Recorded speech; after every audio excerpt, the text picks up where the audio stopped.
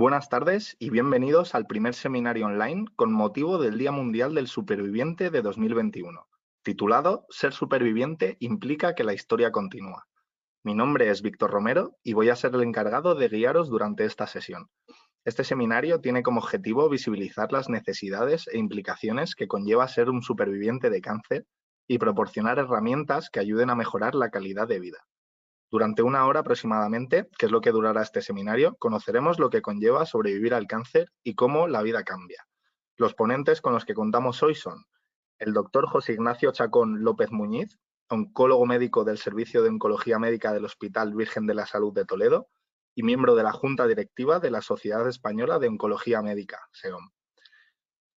Contaremos también con la doctora Cristina García Vivar, profesora titular en la Universidad Pública de Navarra, investigadora en supervivencia de cáncer y coordinadora del Grupo de Trabajo de Supervivientes de la Sociedad Española de Enfermería Oncológica, SEO. Por último, contaremos con doña Pastora Sanz Morejón, psicóloga sanitaria y psicooncóloga de AEAL, Asociación Española de Afectados por Linfoma, Mieloma y Leucemia. Cada uno de estos ponentes dispondrá de 10 minutos aproximadamente de exposición individual, tras los cuales daré paso a la ronda de preguntas, en la cual podrán consultar con ellos cualquier duda. Pueden ir realizando sus preguntas durante todo el seminario a través de la aplicación en el apartado Preguntas. Y sin más dilación, le doy paso al doctor José Ignacio Chacón López Muñiz, que le permitiré que nos muestre su presentación, doctor. Vale. Perfecto, Sí. pues adelante. Ok. Bueno, buenas tardes. Lo primero, deciros que para mí es un placer estar esta tarde con el Grupo Español de Pacientes. Me parece que es una iniciativa verdaderamente loable y creo que desde SEOM, desde la Sociedad Española de Oncología Médica, nos importa mucho lo que piensen los supervivientes, porque en el fondo sois nuestra razón de ser como médicos y como oncólogos, ¿no? Por eso me parecía y nos parecía como sociedad a cuya junta directiva pertenezco, nos parecía que estar aquí era no solo muy oportuno, sino también muy importante. Y el tema que se propone es un aspecto concreto, y es si se hace una revisión, una atención global y se da respuesta a las distintas necesidades en la revisión de los oncólogos. Yo lo he planteado, digamos, un poco en términos de escenario, ¿no? Voy a contaros cómo están las cosas, que nos sirva un poco de referencia, y a partir de ahí creo que podemos discutir y podemos trabajar. Fijaros, en nuestro país, con la tasa de diagnóstico que tenemos, no tenemos datos directos. Ojo, en España no hay datos directos sobre patología oncológica a nivel global. Hay datos puntuales de estudios o de referencias, pero no datos directos globales. Pero haciendo inferencia de los datos de Estados Unidos, que sí tiene datos directos, podemos suponer que en el año 2012, que es cuando se hizo esta revisión, se diagnosticaron en España unos 208.000 casos nuevos de cáncer y que habría más de 100.000 nuevos supervivientes, considerando como supervivientes los pacientes que viven más de 5 años sin síntomas y sin enfermedad presente. Como podéis ver, la mayoría, perdón, un 15% tiene ya más de 20 años de experiencia, digamos, como pacientes, como los supervivientes, y hay un grupo no pequeño, mayores de 70 años. Mientras que el grupo de pacientes menores es mucho más reducido, solo un 5%, porque en general el cáncer afecta de manera más definitiva y de peor pronóstico a los pacientes más jóvenes. ¿Y qué pasa? Esto era 2012. ¿Qué pasa en 2020, 2021? Datos de SEOM. Pues no hay grandes cambios. Los cánceres en los hombres siguen siendo más frecuentes, siguen siendo los mismos. El primero próstata, colorectal segundo, pulmón tercero y vejiga cuarto. Estos son los 4 grandes tipos de cáncer en el varón, y ya a mucha distancia aparecen el resto que podéis ver en la lista de cabeza y cuello, hígado, riñón, linfomas o páncreas y estómago. Mientras que en la mujer la distribución es diferente. Los tres grandes tumores son mama, colorectal y, en tercer lugar, ya a bastante distancia, el pulmón y el cáncer de cuello uterino, pero mama y colorectal están en el pelotón de cabeza. Si en el año 2012 había 208.000 casos nuevos, en el año 2021, y exceptuando los tumores de piel no melanoma, diagnosticaremos unos 276.000 cánceres de mama, lo que significa que habrá un número todavía mayor de largos supervivientes que vendrán de los años previos.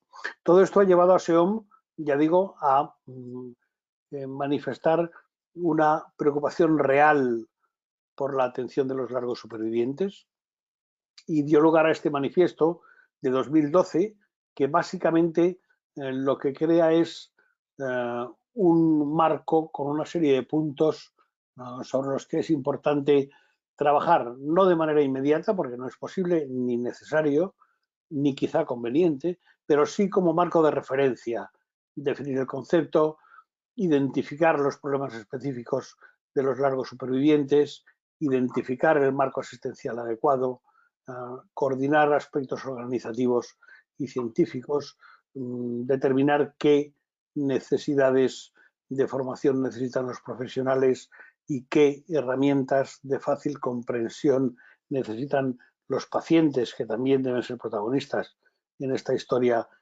de qué herramientas necesitan para transmitir la información. Hace falta investigación en todos los campos del cáncer, y por lo tanto también en los largos supervivientes.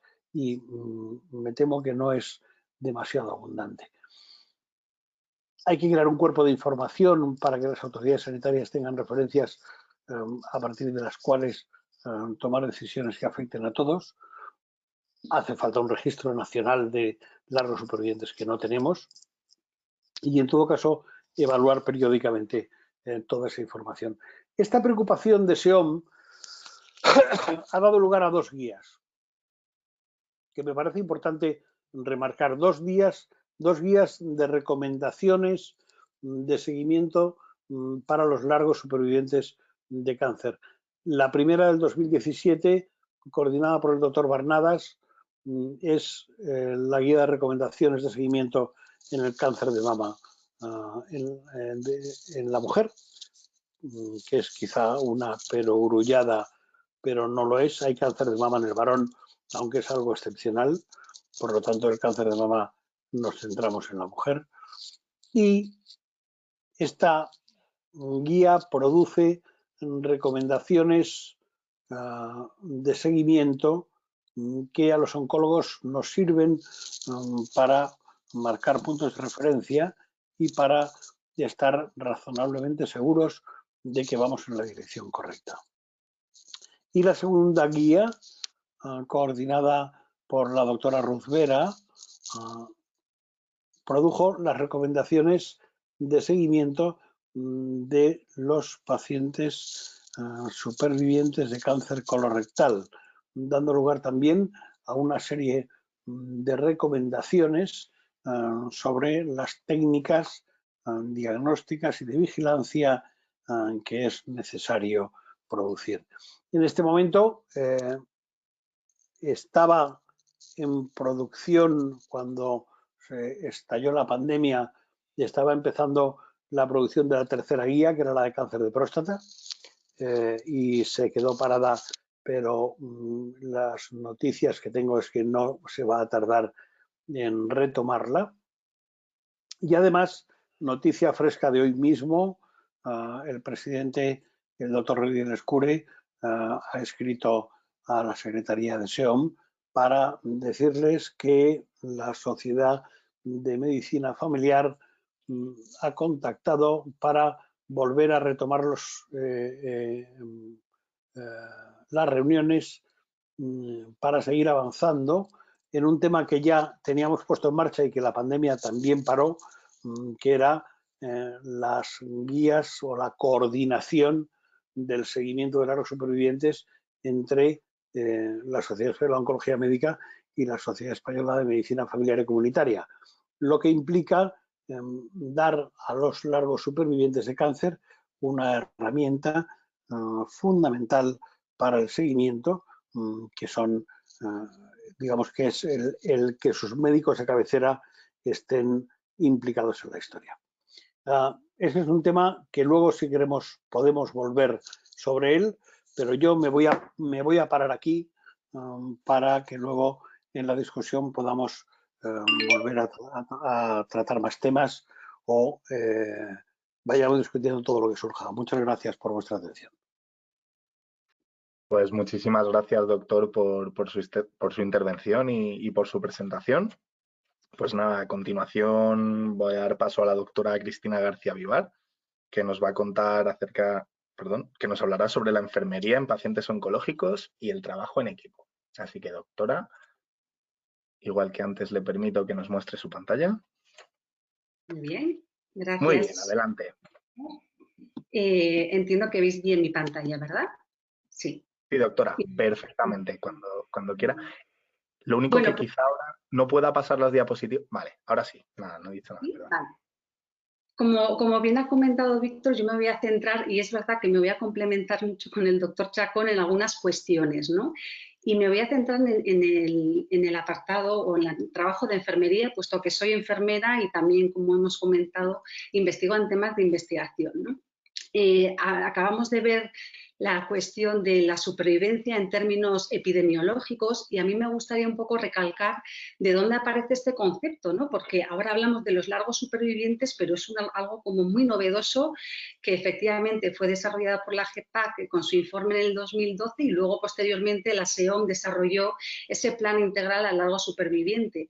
Y bueno, en el ámbito internacional y también nacional, y eso conlleva, ¿no?, una atención específica dependiendo de si estamos en una supervivencia aguda, cuando estamos con los tratamientos, ¿no? Es vivir con el cáncer, el tratamiento, pasando a esa supervivencia extendida, que es esa fase final de los tratamientos y ese estado de remisión con continuos seguimientos para principalmente la identificación de recidivas de la enfermedad y finalmente la supervivencia permanente o larga supervivencia, ¿no?, como apuntaba el doctor Chacón, más de 5 años, aunque sí que es cierto que hay grandes debates según, ¿no?, autores, epidemiólogos, oncólogos y demás, pero bueno, se entiende que el largo superviviente es una persona que ha terminado los tratamientos después de los 5 años.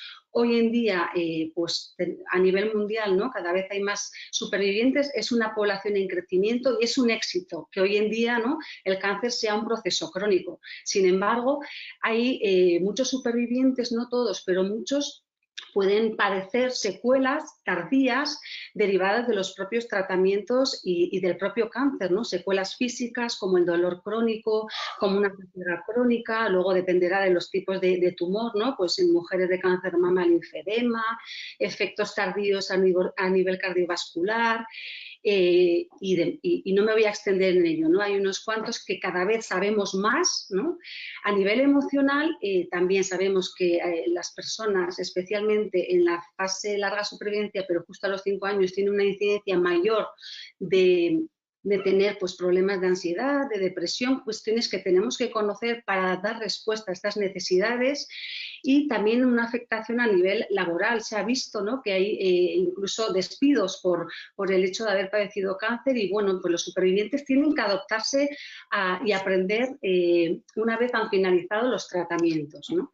Y en este sentido no hay que olvidar las familias, ¿no?, los familiares, porque también tienen necesidades y el sistema tiene que dar atención al superviviente, que es el centro, pero también a los familiares, ¿no? Especialmente ellos manifiestan ese miedo a la recidiva, de que vuelva, ¿no?, de nuevo el cáncer, incluso a veces con unos pequeños síntomas piensan que su familia puede tener de nuevo cáncer y son cuestiones que producen mucho sufrimiento en el propio superviviente y en la familia y que hay considero que los profesionales, ¿no? el enfoque multidisciplinar tiene que dar respuesta a estas necesidades. De hecho, algunos autores lo llaman supervivientes secundarios, ¿no? Que también tienen pues, esa experiencia en la etapa de larga supervivencia. Lo que sí que es cierto, y gracias a todo el impulso a nivel nacional, ¿no? De la SEON, la GEPAC, la SEO, o sea, la Sociedad Española de Enfermería Oncológica y otras muchas organizaciones, se está intentando dar respuesta, pero es un tema muy novedoso y de hecho hay muchas necesidades no cubiertas que manifiestan los propios largos supervivientes y los familiares, ¿no? Y en este sentido creo que el trabajo en equipo es fundamental porque ya se ha evidenciado, ¿no? Que trabajar de forma multidisciplinar puede mejorar incluso la supervivencia de cáncer porque se detecta precozmente recidivas, porque se adapta el tratamiento a las necesidades de las personas, pero sin duda el trabajo en equipo y multidisciplinar, centrándose, ¿no? O sea, siendo el superviviente el centro de atención, mejora la calidad y la percepción de calidad en la atención, ¿no?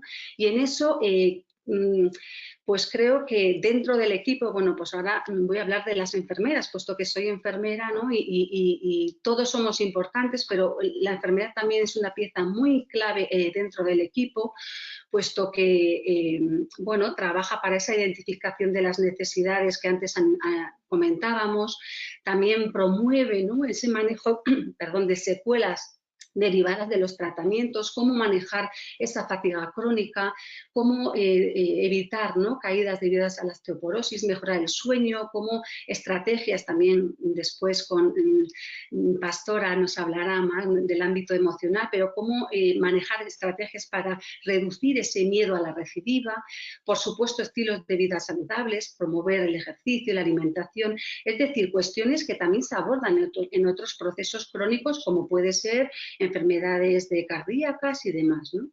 Y recientemente en el contexto nacional es cierto que a nivel internacional esta figura, ¿no? La enfermera gestora de casos, está ampliamente desarrollada, especialmente Canadá, Estados Unidos, Australia, pero algunas comunidades autónomas en España han incluido dentro de sus planes estratégicos del cáncer la enfermera gestora de casos como una enfermera referente para el paciente y para todo el equipo que ayuda también, como comentaba el doctor Chacón, en esa coordinación entre la atención especializada y la atención primaria, ¿no? Porque sin duda yo creo que hoy en día uno de los pilares que debemos trabajar, ¿no? De forma multidisciplinar y, por supuesto, donde los supervivientes, ¿no? Los principales protagonistas tienen mucho que decir, es esa coordinación asistencial.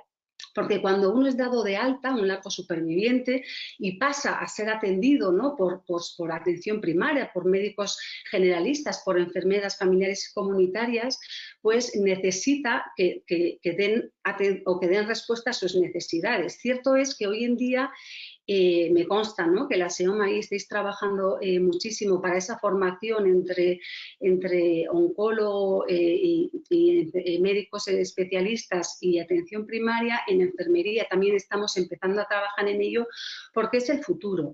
En nuestro contexto a nivel nacional todavía diría que son experiencias piloto, pero sí que es verdad que en el ámbito internacional es algo que ya está bastante desarrollado. Y de hecho se ha evidenciado una gran satisfacción de los supervivientes de ser seguidos en combinación entre especializada y primaria, sobre todo por esa continuidad de la atención, ¿no? Y en este sentido es necesario la creación, que me consta que ya se están iniciando experiencias, diría yo piloto, porque no está de forma sistematizada en el ámbito nacional, pero para ello se requieren de herramientas para ese trabajo multidisciplinar y esa coordinación, como decía, entre ¿no? la atención especializada y la atención primaria. Y en este sentido, pues se requiere, como ya se apuntaba anteriormente, esa implantación sistematizada en todas las comunidades autónomas de los planes de atención al largo superviviente. Porque muchas veces, y como ya decía el informe que en el 2005, ¿no? puso en marcha toda esta cuestión de la atención a los largos supervivientes, muchas veces las personas se encuentran perdidas en esa transición, ¿no? No saben a quién acudir, no saben qué preguntar a quién. En este sentido, la implementación de planes específicos diseñados para los supervivientes son necesarios, ¿no? Y es una herramienta de seguimiento y de coordinación en la que bueno, la información es muy valiosa puesto que aúna, ¿no?, todos los tratamientos recibidos, qué toxicidades puede tener esa persona porque ha tenido un cierto tratamiento, qué efectos tardíos conocemos derivados de los tratamientos que ha recibido, qué pautas de seguimiento, cada cuánto tiene que hacer la revisión, cómo promover actividades de promoción en base al diagnóstico, en base a las secuelas que pueda tener. Y muy importante también en este plan de atención al superviviente, que las personas tengan referentes, ¿no?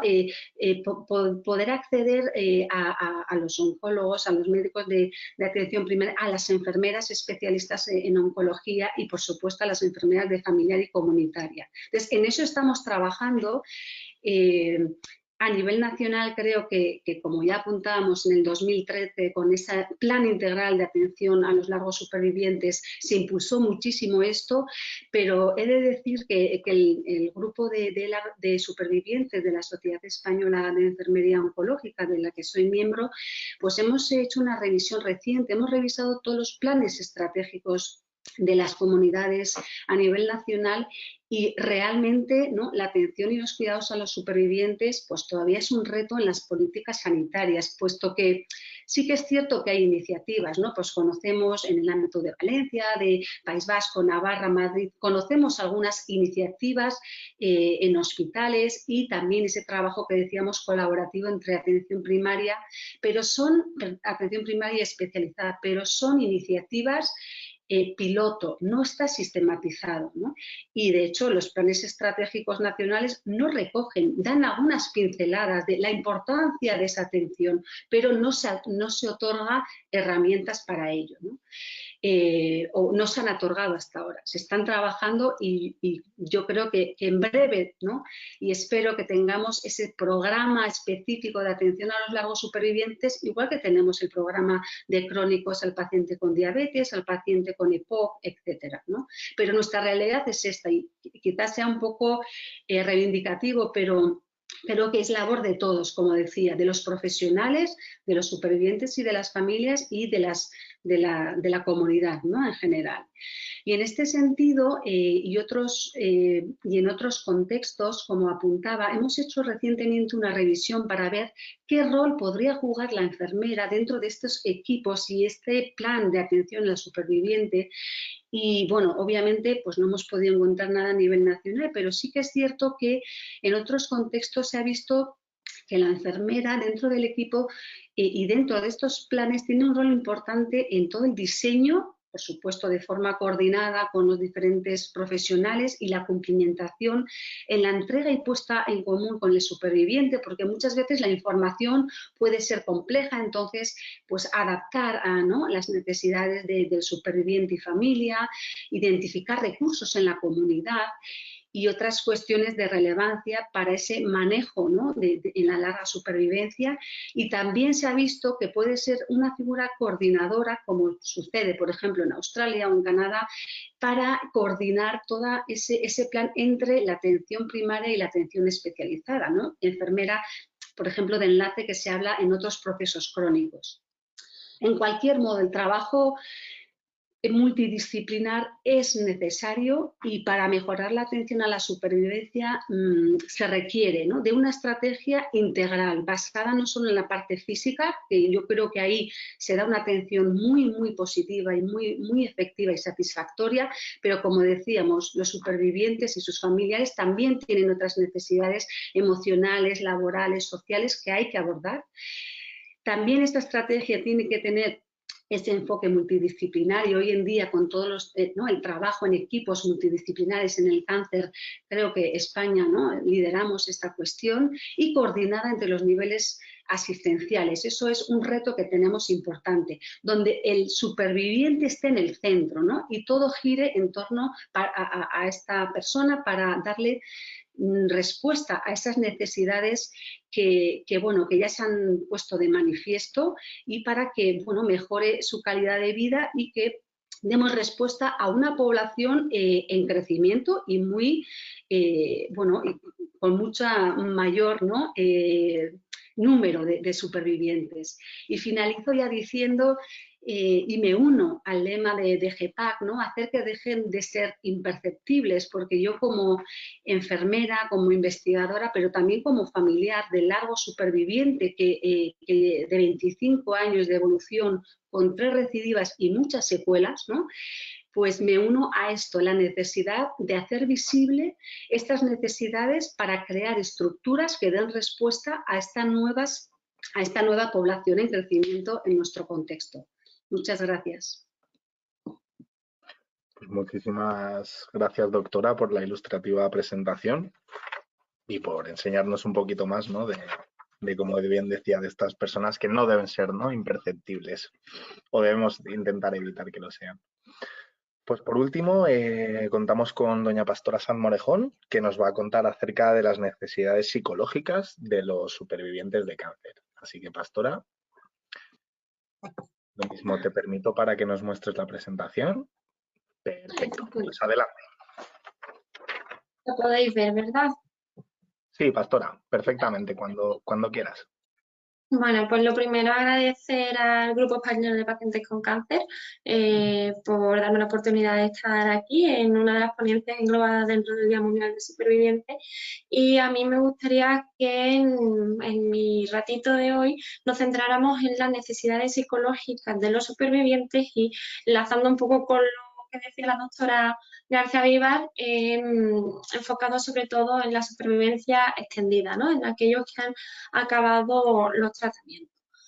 ¿Qué ocurre cuando estos pacientes acaban los tratamientos? Desde el diagnóstico existen cambios en múltiples esferas de la vida de la persona, tanto en la esfera laboral, en la esfera económica, en la esfera familiar, en la esfera social, en la esfera de su propia identidad, de sus necesidades, pero no solo la del paciente que es diagnosticado, sino también en la de su familia y su entorno más cercano, que de alguna de otra forma ve cómo su día a día también se ve afectado. Cuando finalizan los tratamientos nos encontramos con que muchos pacientes nos dicen que quieren volver a ser como antes o que desean que todo sea como antes, no como antes del diagnóstico. Y también nos encontramos con muchas familias que nos comentan que quieren que ellos, los pacientes, vuelvan a ser los de antes y que todo sea como antes, es decir, siempre una comparativa con el estado anterior antes del diagnóstico. ¿Qué es lo que ocurre? Que con el diagnóstico hay cambios que se mantienen durante muy largo plazo y que también tras finalizar los tratamientos existen necesidades que cambian. Cuando existe un diagnóstico de una patología oncológica, de un cáncer, es como cuando viene un tsunami, arrasa con toda la ciudad y en muchos casos requiere que se vuelva a remodelar esa ciudad o se vuelva a reconstruir esa ciudad con algunos edificios que serán como los de antes, pero con otros edificios y con otras necesidades adaptadas a la situación actual. Pues un poco para hacer una comparativa con cómo lo puede vivir la vida y el día a día de la persona. ¿Qué es lo que ocurre? Que estos deseos del paciente y de la familia de normalizar la vida, de volver a lo que era la vida de antes, requiere de una serie de factores que no es fácil y requiere además la puesta en marcha de diferentes recursos que ya tiene la propia persona y otros que debe aprender para adaptarse a la nueva situación a la que se enfrenta. Esta adaptación, este proceso de adaptación requiere mucho tiempo, no es algo de hacer para allá, acabo los tratamientos y ya me quiero volver a hacer todo lo que hacía antes, o ya quiero encontrarme sin ninguna secuela física, o ya quiero encontrarme de poder ir a todos los sitios donde iba antes, porque se ha habido una serie de cambios importantes y hacer esa digestión emocional de todo lo que ha pasado requiere bastante tiempo. A mí me gusta mucho el término de digestión emocional porque muchas veces cuando nos pegamos una comilona luego tenemos una digestión bastante pesada y muchas veces cuando los pacientes son diagnosticados y pasan todos los tratamientos, la persona ha estado tan centrada en el proceso de tratamiento, de habrá una cita, una prueba, ir a este hospital, ir a este otro médico, que en muy pocas ocasiones prestan atención a qué me está pasando realmente, qué es lo que se pone en riesgo con el diagnóstico, ¿no? Con la afectación de mi salud, y necesitan ese tiempo tras finalizar los tratamientos para procesar, ¿no? Todo lo que está pasando con esa digestión emocional. Además, deben adaptarse a las nuevas necesidades que surgen, y ahí es muy importante que cuenten con apoyo social con quien puedan compartir y que sientan, ¿no? Que forman parte de una comunidad que además les apoya. Todo esto englobado con el término también imperceptible, que es lo que desde GEPAS reclamamos, ¿no? Que los supervivientes dejen de ser imperceptibles y que también la sociedad se vuelque un poco en la cobertura de sus necesidades. Se requiere adaptación a la nueva rutina, a las revisiones, a las pruebas, al afrontamiento de miedos que van a surgir y además a todo eso en base a los valores y las necesidades de los pacientes y de su familia. Nos encontramos en la vida de los supervivientes algunos momentos bastante importantes que me gustaría recalcar algunos de ellos. Uno de ellos es qué pasa con las revisiones, ¿no? La rutina de las revisiones que poco a poco tras finalizar los tratamientos se van alargando en el tiempo y, como comentaba también el doctor, muchas veces generan cierto malestar y estar comprobando, ¿no? Incluso diferentes síntomas que uno pueda ir teniendo. La llegada de las revisiones, sobre todo cuando se alargan en el tiempo, pueden producir ansiedad y además pueden hacer como una similitud a la sintomatología hipocondríaca, en la que la persona aumenta su preocupación por los síntomas nuevos o síntomas ya conocidos y asociarlos a pensamientos del tipo: esto es que el cáncer ha vuelto, esto es que tengo una recidiva, o esto es que me pasa esto otro y que será terrible, ¿no? Es decir, aumenta mucho la ansiedad ante las revisiones y ante los nuevos síntomas que puedan sentir. También es importante prestar atención a qué pasa ante fechas señaladas, ante fechas de aniversario, que al principio son meses y luego poco a poco a lo largo del tiempo se va alargando a años. Es decir, es normal que los pacientes, bueno, que los supervivientes recuerden esas fechas en las que viven ya hace una semana, ya hace 3 meses, ya hace 6 meses, ya hace un año, desde el inicio de la quimioterapia, desde el final de la quimioterapia, desde que se produjo el diagnóstico, desde la cirugía, y todas esas fechas señaladas aumentan los recuerdos de la persona de su vivencia y hace que se experimenten en muchos casos emociones asociadas a ese momento anterior y por lo tanto la persona se encuentre con mayor malestar psicológico y con preocupaciones y miedos también asociados. También es importante cuando, posterior a la finalización de los tratamientos, existe un diagnóstico de una enfermedad, también en un proceso, en una persona cercana, en otro miembro de la familia, por ejemplo. Por una parte, pueden sentir que ellos, como han pasado por una situación parecida, pueden darles un apoyo desde lo que realmente pueden necesitar, pero también esto puede jugarles una mala pasada porque pueden experimentar en primera persona la enfermedad de su familiar y con todo el impacto emocional que eso puede generar en el superviviente. Además, también cuando hay una recaída o un fallecimiento de otro paciente compañero, es decir, de una persona que ha estado a la vez que yo en los tratamientos, o alguien que conozco que ha pasado también por un cáncer, eso aumenta también el miedo a una nueva recaída o a un avance de la propia enfermedad, y los supervivientes en este caso deben aprender a separar mi propio proceso, mi propia evolución y las de otras personas cercanas que tienen una historia parecida, pero no es la misma. Y también, aunque nos centremos en esta ponencia, en la secuela psicológica, hay que recalcar que hay secuelas físicas que conllevan un impacto también importante a nivel emocional en los pacientes. Esto es el caso, por ejemplo, de la fatiga crónica tras los tratamientos, que muchas personas se sienten cansados continuadamente, ¿no? Y también la astenia y esa dificultad quizás para sentir que uno llega con la misma energía al final del día o a las actividades que realiza. También el impacto de la menopausia y otros problemas de procesos cognitivos superiores, como la atención, la memoria, la concentración, que pueden tener lugar tras la finalización de los tratamientos y prolongarse durante mucho tiempo. Ello conlleva que la persona diga, es que ya no tengo la enfermedad, pero es que mira cómo me he quedado, ¿no? Y la carga emocional tan negativa que tiene este tipo de pensamientos en el bienestar emocional de los pacientes.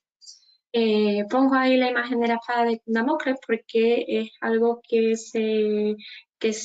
con lo que se relaciona mucho ese miedo a la recaída, ¿no? Es si lo podéis ver, aquí sale como una espada colgando que no me llega, pero en cualquier momento me puede llegar. Y así es como muchas veces se sienten los supervivientes con ese miedo a la recaída, a la recidiva, ¿no?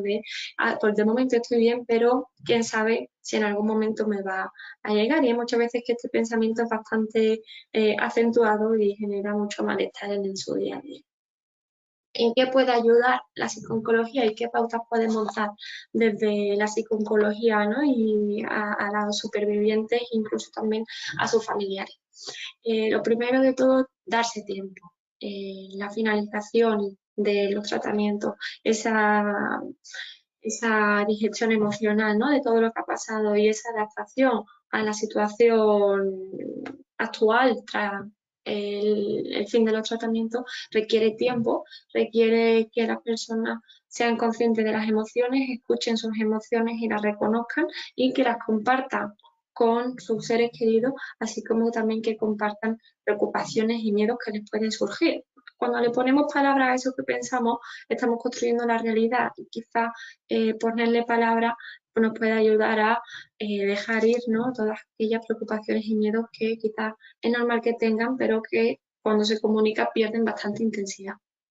También es importante que los supervivientes aprendan a establecer metas ajustadas a las necesidades que tienen en el momento.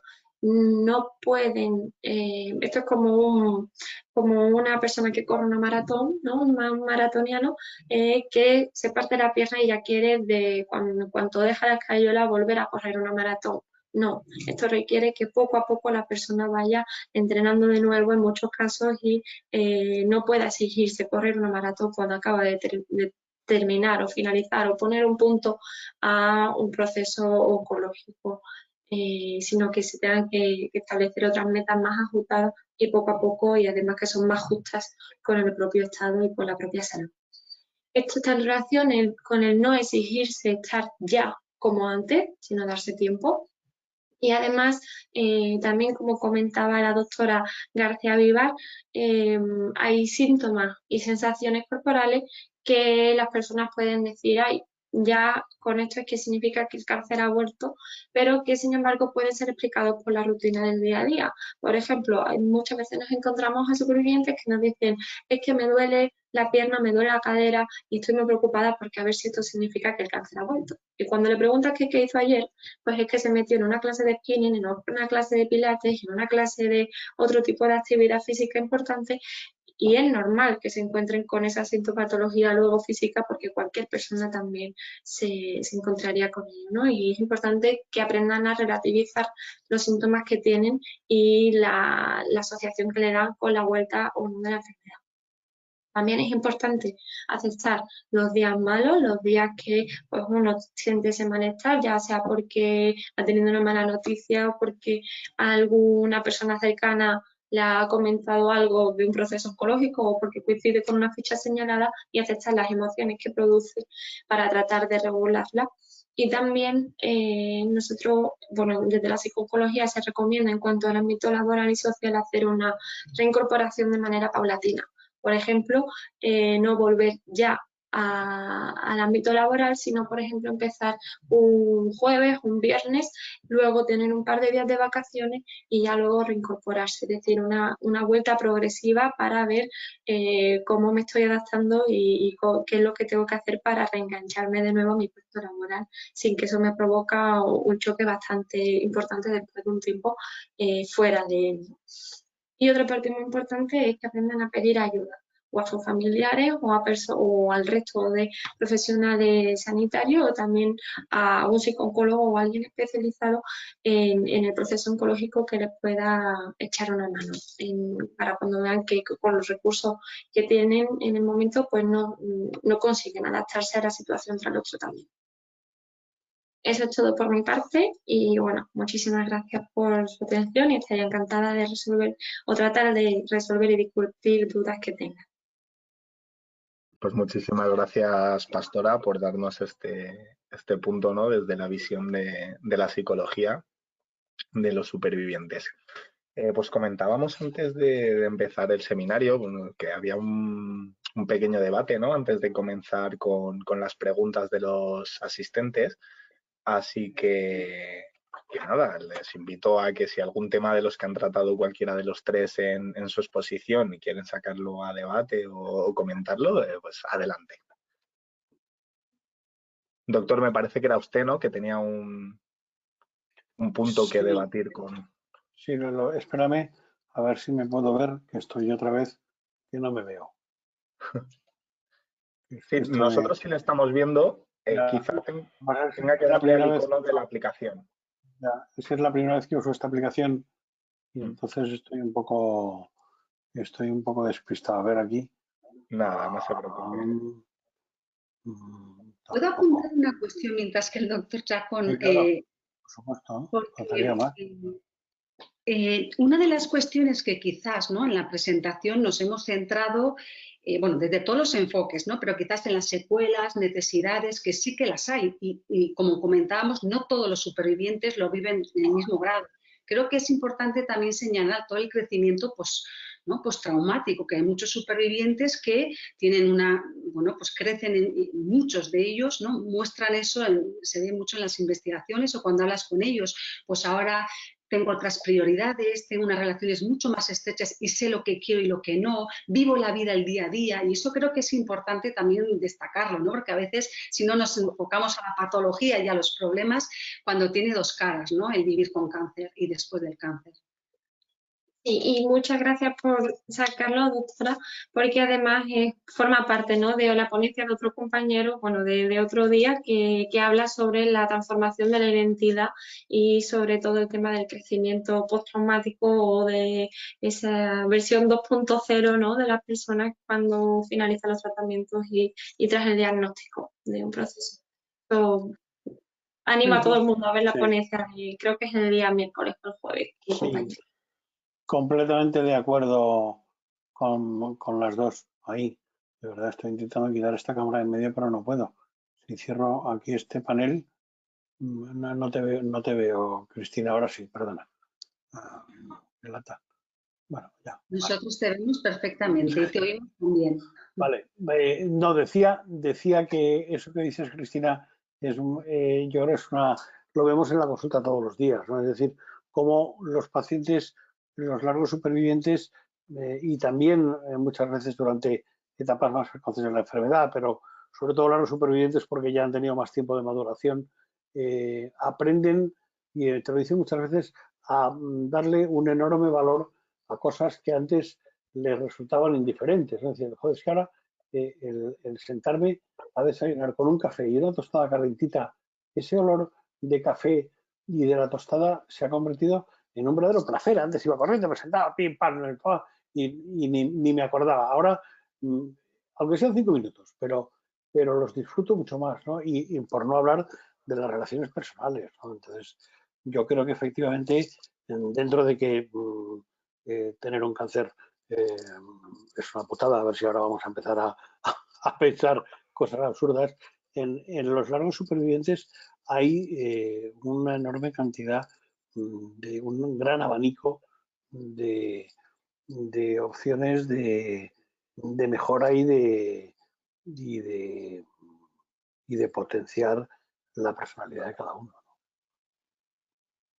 Y que además permite, doctor Chacón, al menos con lo que yo me encuentro muchas veces en consulta, es que lo que dice, esto me ha permitido parar, darme cuenta y empezar a valorar otras cosas que con el ritmo del día a día que llevamos, vamos de un sitio a otro, de una cosa a otra todo el tiempo, estoy tomándome el café y estoy pensando en la reunión de luego y estoy pensando que qué voy a comer luego cuando estoy comiendo ahora, y de un trajín de cosas que el diagnóstico te permite parar dentro de todo lo que has dicho. No, nadie quisiera tener una situación así y es una putada, pero tienes ese parón y te permite revalorar y hacer una evaluación de qué cosas son importantes para mí, cuáles son mis valores y dónde quiero invertir también mi tiempo.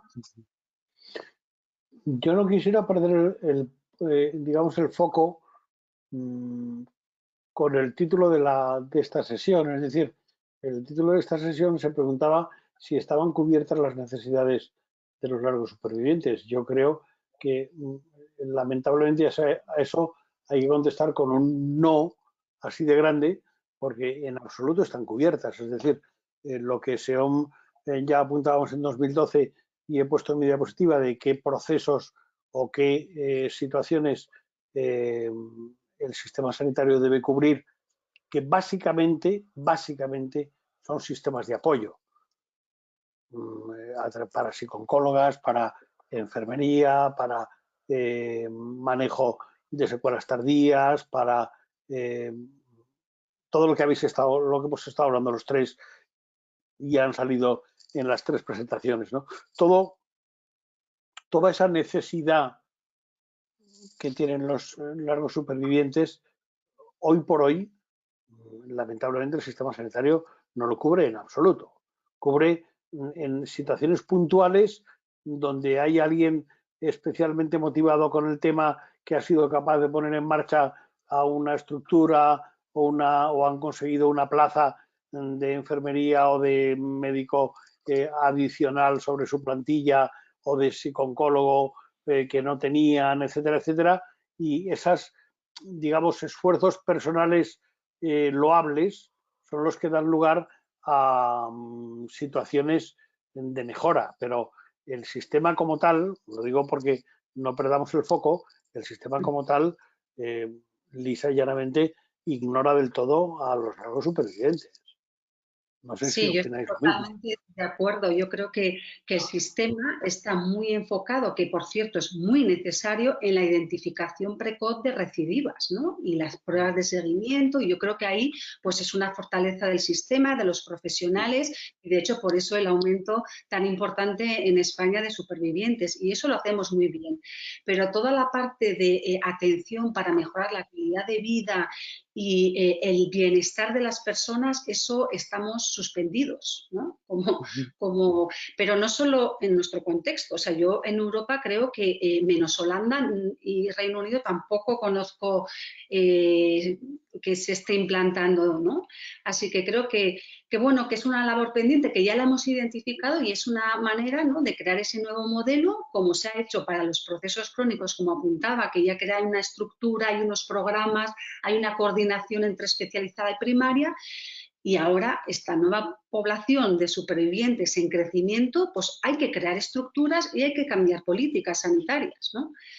Y para dar esa atención integral, como decías, y multidisciplinar, porque una única disciplina no hace nada. Como vemos, el fenómeno abarca muchas cuestiones y por ello la importancia de trabajar en equipo entre todos los profesionales, que ya lo hacemos, pero quizás hay que, ¿no?, pues que mejorar. Y como apuntaba, creo que una de los vacíos muy importantes es ese trabajo entre niveles asistenciales, puesto que el largo superviviente ya vuelve a su vida normal, a su comunidad y debe de tener, pues, ¿no? Yo no sé si lo ve, espero que sí, pero a mí me encantaría que en atención primaria pues hubiese consultas especializadas para largos supervivientes, ¿no?, igual que hay para crónicos.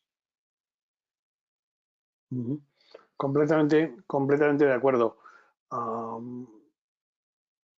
Yo creo, fíjate, que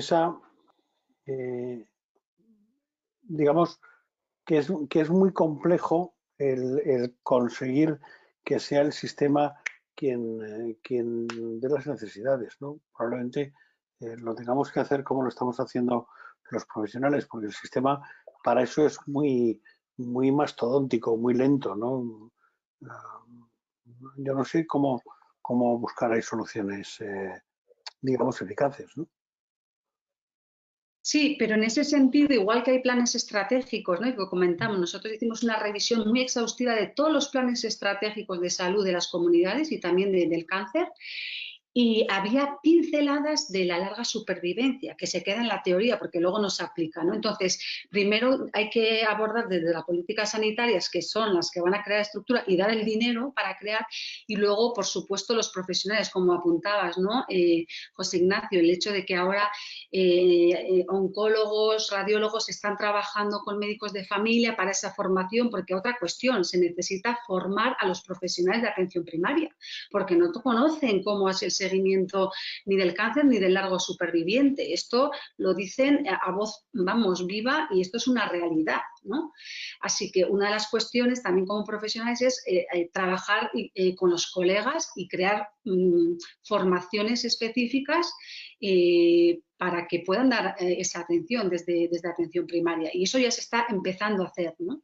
Desde medicina, por lo que has comentado y por lo que he podido leer, y también en enfermería, pues desde la Sociedad Española de Enfermería Oncológica tenemos esa inquietud y estamos buscando, ¿no? Maneras de ponerlo en marcha, porque es una gran necesidad. Yo estoy completamente de acuerdo con ambos, y además todo eso conllevará a que muchas veces los pacientes pierdan esa sensación de estar un poco a la deriva cuando ya las visitas con sus médicos de referencia se van distanciando y le van surgiendo síntomas, o el abordaje del dolor, o el abordaje de diferentes efectos secundarios que luego no saben a qué médico acudir en muchos casos, ¿no? Me encantaría que se llegara a un equipo interdisciplinar coordinado y que se le dé ese tipo de atención a los supervivientes. Yo hay un aspecto, perdón. Disculpe, doctor. Sí que nos está entrando alguna pregunta. Pues venga, vamos con ellas. Si quiere.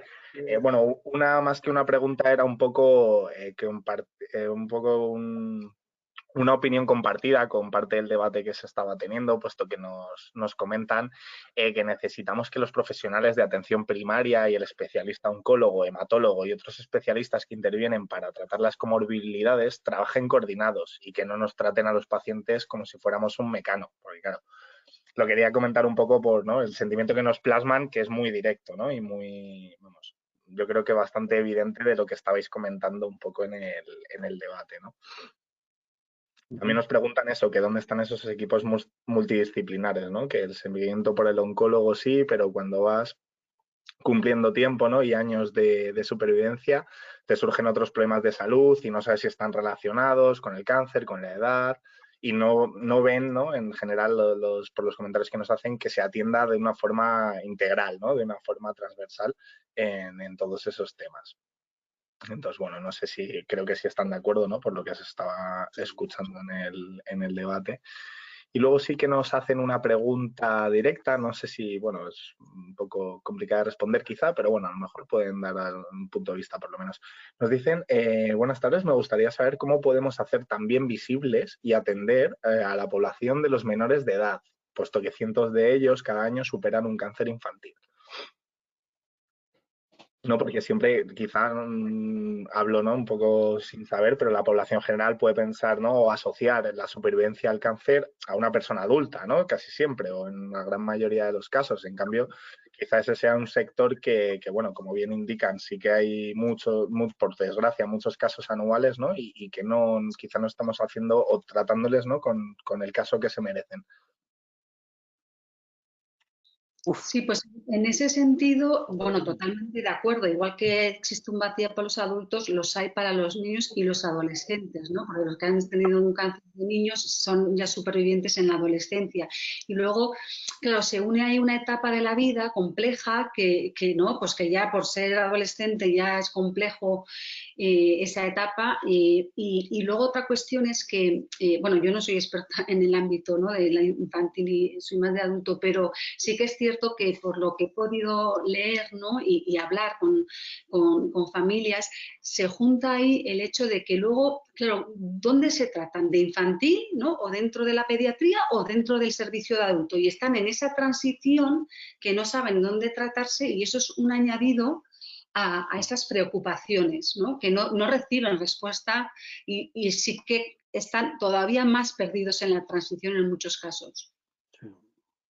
Yo, el tema infantil me parece especialmente complejo en la medida en que el cáncer aparece en una etapa de la vida especialmente delicada, ¿no? Cuando la personalidad se está formando, cuando se están adquiriendo hábitos y rutinas que van a persistir toda la vida.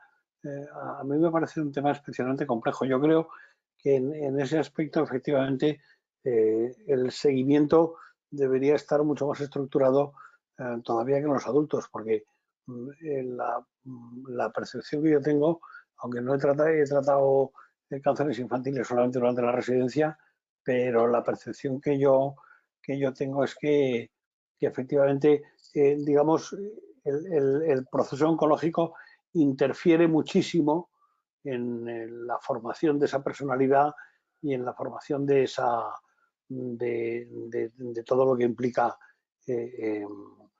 una persona, que es algo extremadamente complejo, ¿no? Entonces, si en algo, desde luego, habría que poner esfuerzo y medios al respecto, desde luego, serían equipos multidisciplinares para los cánceres infantiles que pudieran acompañarles desde el momento del diagnóstico hasta llegar a su vida adulta. Y eso son muchos años, ¿no? Y muchos años y mucha transversalidad, ¿no? O sea, que es un tema, estoy de acuerdo en que es extremadamente complejo, ¿no?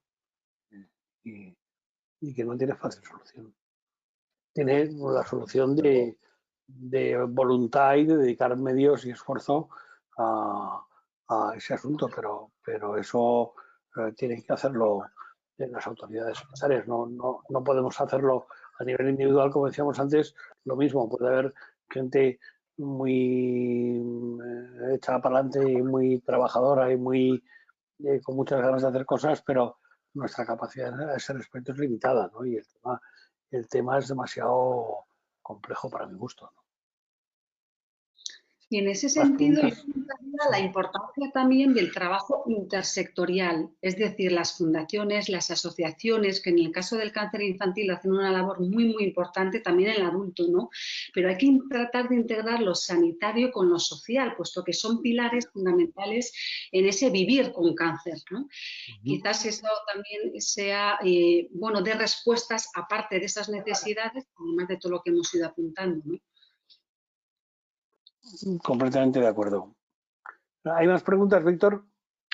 Sí, mire, nos pregunta por aquí, bueno, creo que era un poco lo que estaba comentando justo en este momento, además, la doctora García, porque nos preguntaban cómo nos ponemos en marcha, diseñar e implementar áreas de mejora y comenzar a dar respuesta a las necesidades de las personas supervivientes.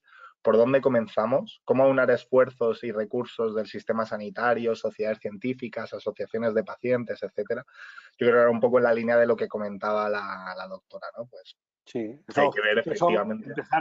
Empezar por eso, voy a decir una perogrullada, pero empezar por eso solo se puede hacer de una manera, empezando. Es decir, arrancando quienes tienen necesidad de hacer lo que son, lógicamente, las familias y dotándose de coraje para terminar consiguiendo que las autoridades digan, vale, recibido, pongamos medios, pero no es fácil, ¿eh? No, por supuesto que la labor es muy complicada.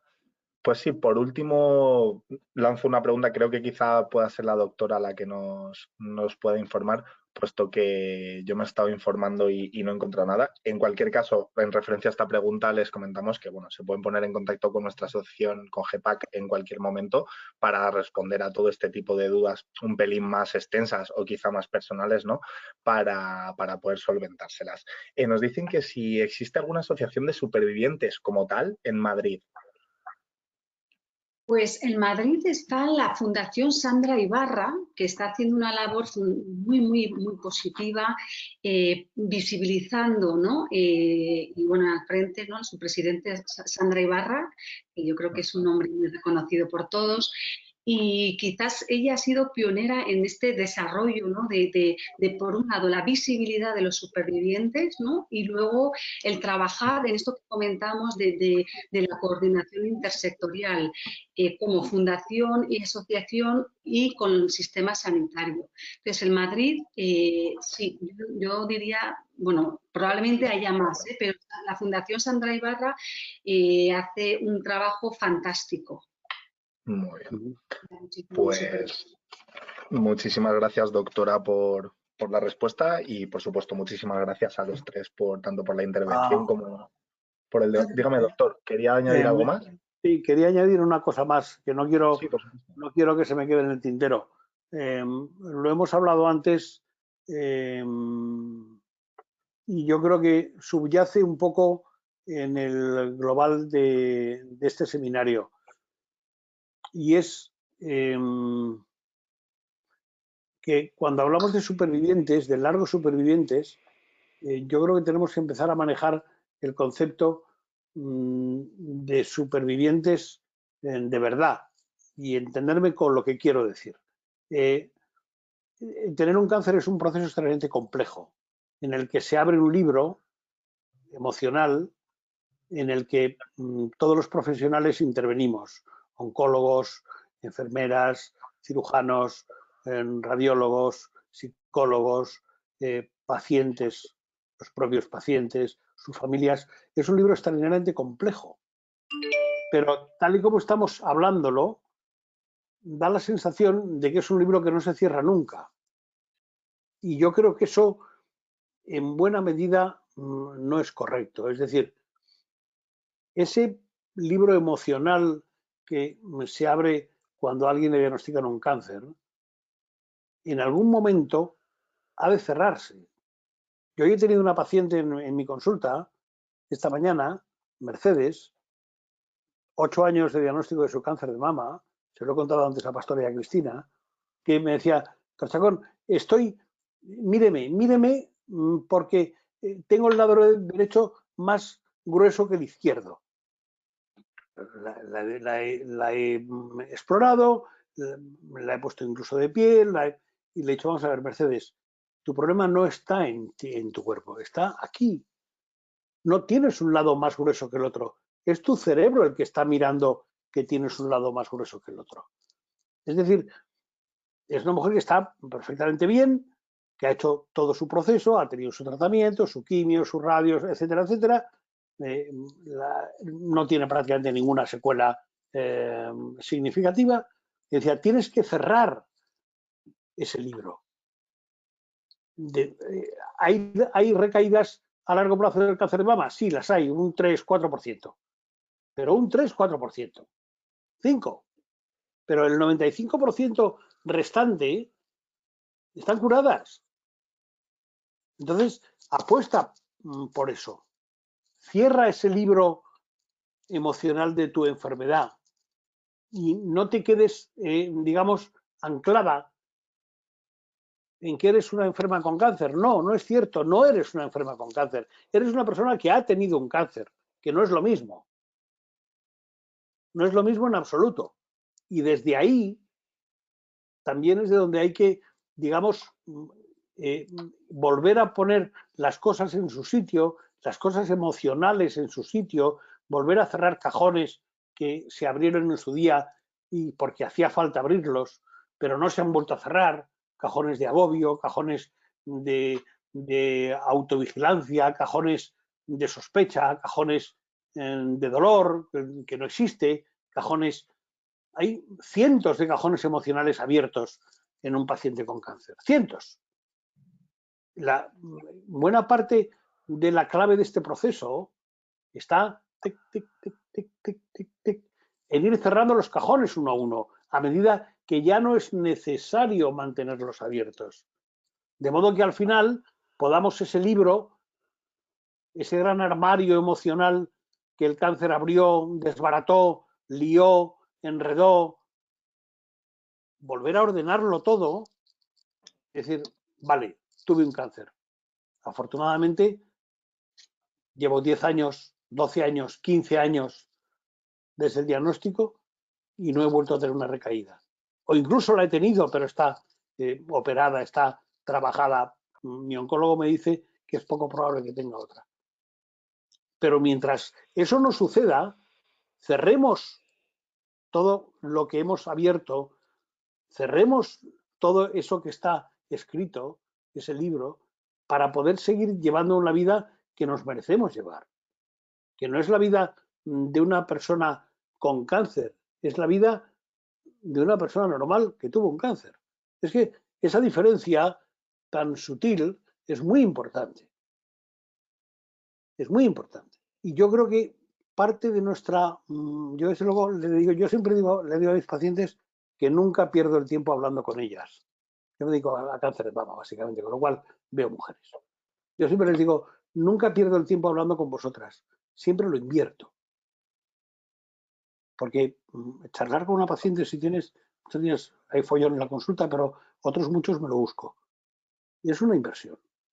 Entonces, en ese escenario, yo creo que los profesionales tenemos un papel fundamental para ayudarles a nuestros pacientes a cerrar ese libro emocional, a cerrar ese armario emocional desbaratado. Ese yo creo que es un elemento fundamental en el manejo de los largos supervivientes. Y todo lo que hagamos de soporte y de ayuda en ese sentido y en esa dirección, creo que tiene un valor añadido fabuloso. Los pacientes con cáncer, perdón, los pacientes que tuvieron un cáncer no son pacientes con cáncer, son personas normales, bendita normalidad, personas normales que tuvieron un cáncer, pero lo tuvieron, no son pacientes con cáncer. Ojo con eso porque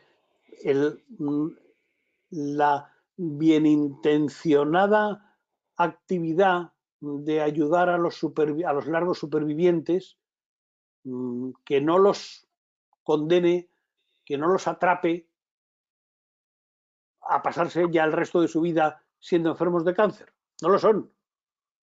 Lo tuvieron, pero ya no lo son.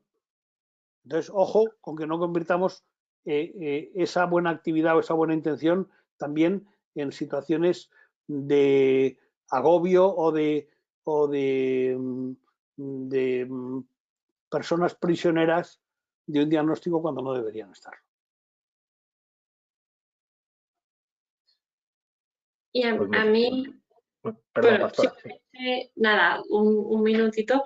Estoy muy de acuerdo con lo que dice el doctor Chacón y además me gustaría recalcar la importancia, ¿no?, que tiene la fusión del uno mismo con la palabra enfermo y el impacto que tiene para el paciente o para el superviviente y el paciente que ya ha pasado el cáncer.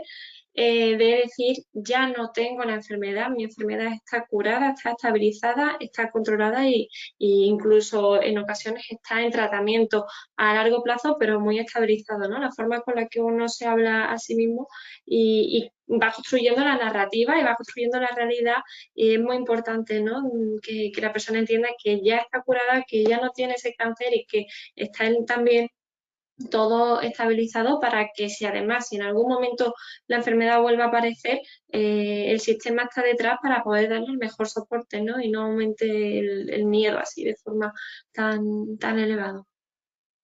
Víctor, si me permites, nada, un titular resumiendo lo que han dicho. Por supuesto, claro que sí, doctora. Yo diría promoviendo la vida más allá del cáncer. Sí, me gusta. Me apunto. Muy bien, pues mira, no se me ocurre mejor manera de acabar que con este titular. Así que, pues con esto concluye el seminario Ser superviviente implica que la historia continúa. Muchísimas gracias a los ponentes y a los asistentes por estar hoy y acompañarnos en este seminario. Les recordamos que los ponentes que nos acompañan lo hacen de manera altruista, así que les damos un doble agradecimiento por ello. Y esperamos que la información les haya resultado interesante. Les recordamos que si quieren volver a ver el seminario o recomendarlo a algún amigo, lo encontrarán guardado en el canal de YouTube de GEPAC y en la web que hemos realizado con motivo del Día Mundial del Superviviente. Así que muchísimas gracias a todos y muy buenas tardes. Adiós, Muy buenas buenas tardes. tardes. Hasta luego, un placer. Muchas gracias. Adiós.